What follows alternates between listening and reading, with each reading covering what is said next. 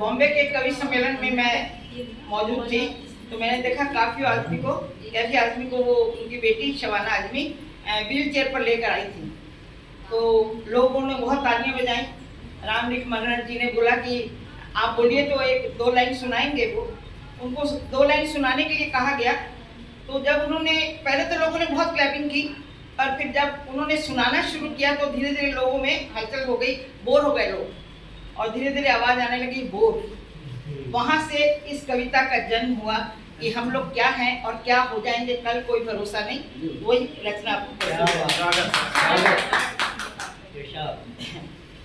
जगमगाता हुआ तालियों से भरा, जगमगाता हुआ तालियों से भरा, हर किसी का है पर किसी का नहीं, बेवफा ये मंच है, बेवफा ये मंच है।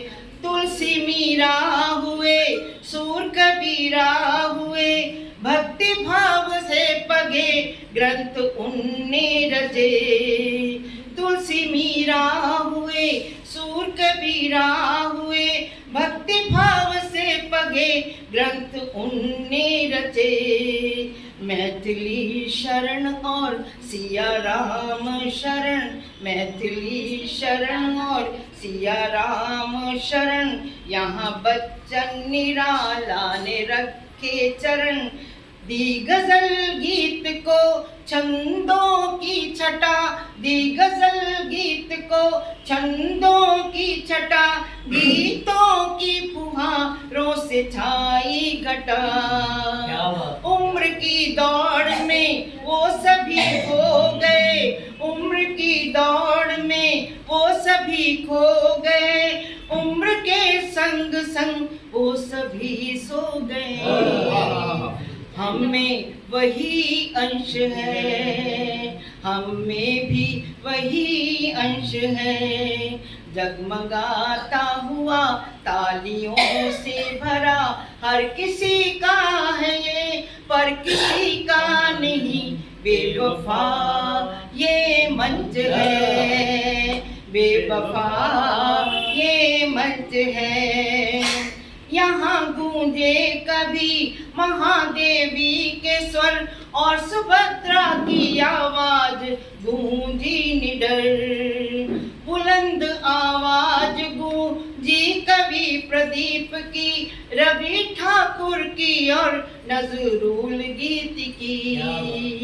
कहाँ कैफी गए, कहाँ कैफी गए, कहाँ साहिर गए, अपने अपने वक्त के सब माहिर गए।